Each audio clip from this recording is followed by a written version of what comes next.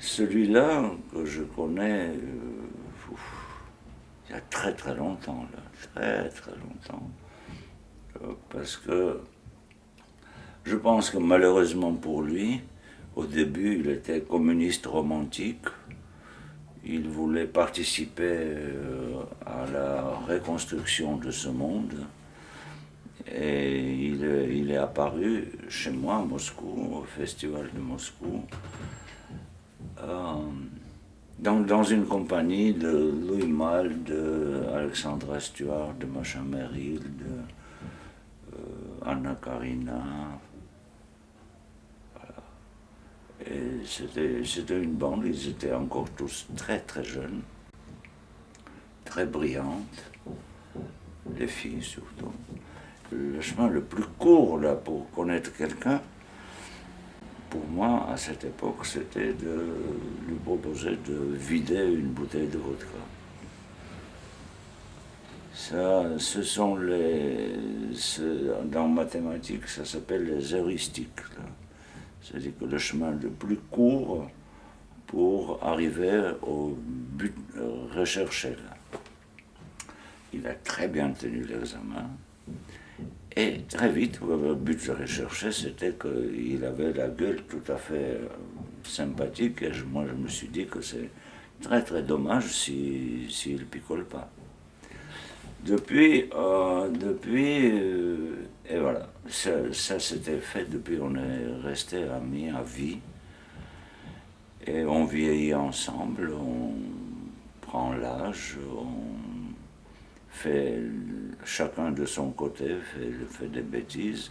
Et voilà, il a fait finalement, il a fait des films. Il a fait des films.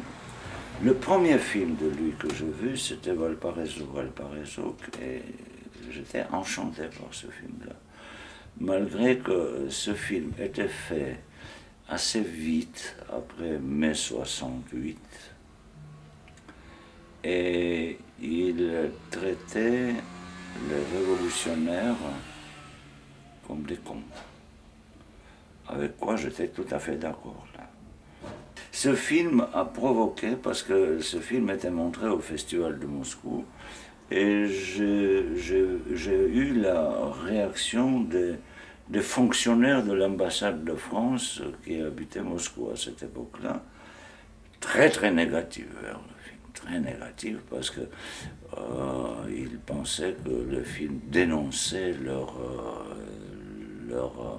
leur rêve en rose sur l'avenir de la France. Tout. À ce moment déjà, je pense que Charles de Gaulle était mort.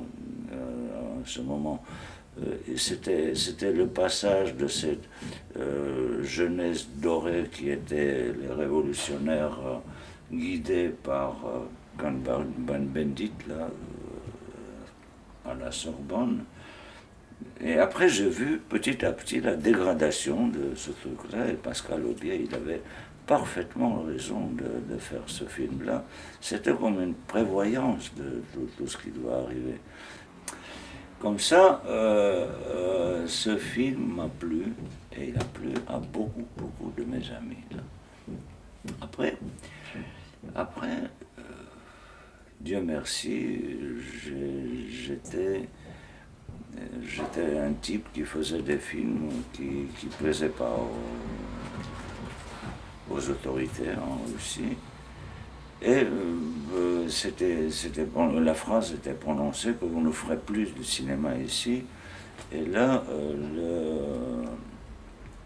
le gouvernement de Géorgie a décidé de m'aider de partir. À Moscou, tout le monde était ravi parce qu'il pensait qu'en partant ailleurs, en Europe, je vais y rester et que je ne reviens plus. Mais quand je suis venu déjà en France, Pascal Aubier n'était plus communiste. Parce que je l'ai rééduqué durant une longue amitié, là, parce que je voulais du bien pour lui. Là. Voilà. Et là, j'ai vu les chefs-d'œuvre.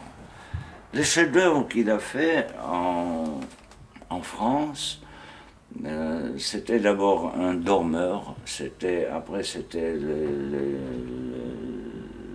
chant de départ, et c'était les courts-métrages que j'arrêtais pas à raconter à mes amis, tellement ils étaient adorables, mieux que tout ce que j'ai vu.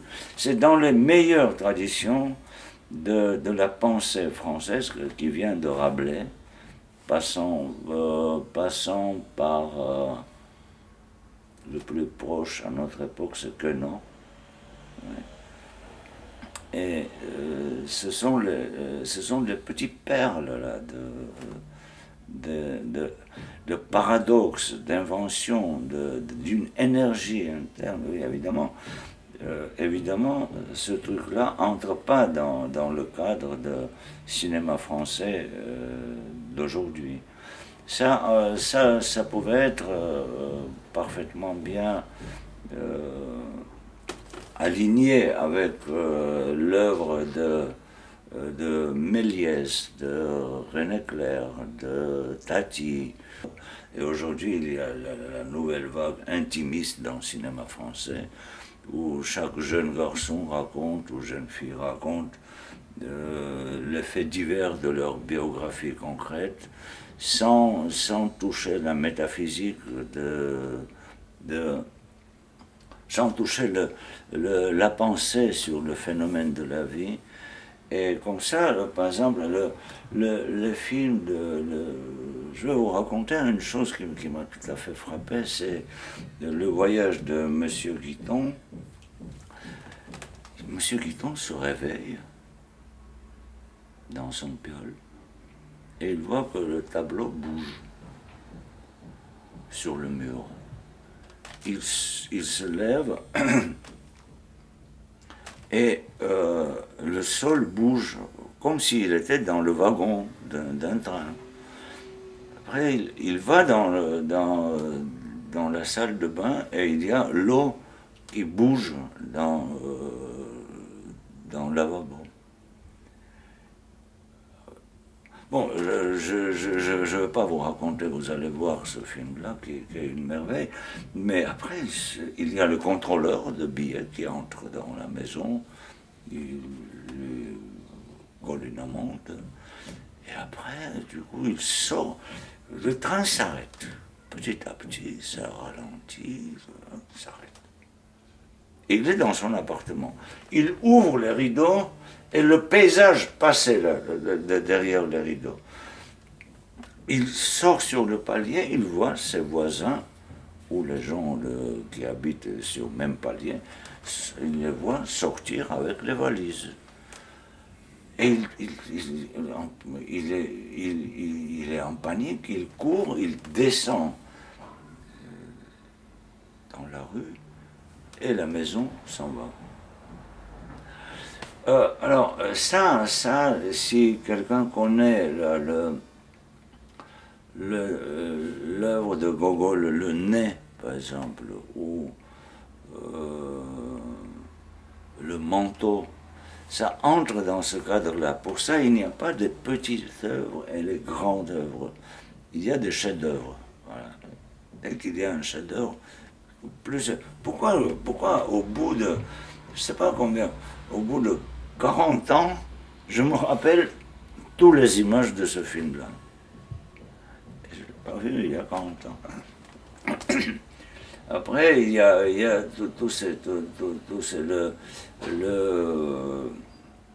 il y a un film Arthur sur une mégalomanie imaginée là.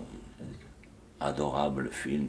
Quand un type qui habite un appartement banal, il pense que il est entouré de cris de joie autour. Peu importe quel geste il fait, ça provoque comme s'il était un grand dictateur là, ou un guide, un chef, là, je ne sais pas quoi. Ça, ce sont les trucs et après, petit à petit, Pascal. il continuait de vivre comme il vivait. Et sa maison était toujours extrêmement accueillante. Là. Ça veut dire que, vous savez qu'il y a une anecdote, une histoire drôle russe, que on demande à un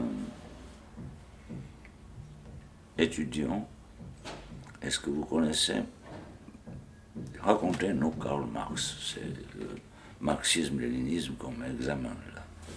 Il dit que je ne connais pas. Et Lénine dit non, je ne connais pas. Attendez, bon, vous connaissez au moins Staline et Brezhnev, non? Il dit que je ne connais pas. Et l'étudiant, il dit que, écoutez, vous avez votre compagnie, moi j'ai ma compagnie à moi. Là. Comme ça, Pascal, il avait toujours sa compagnie qui se changeait parfois parce que ceux qui ont tenu l'examen de rester fidèles à lui sont restés fidèles à lui et à son art, qui, c'est tout simplement pour terminer tout ce que je vous dis, je ne peux pas vous raconter tout, mais c'est un art qui donne la joie. Voilà.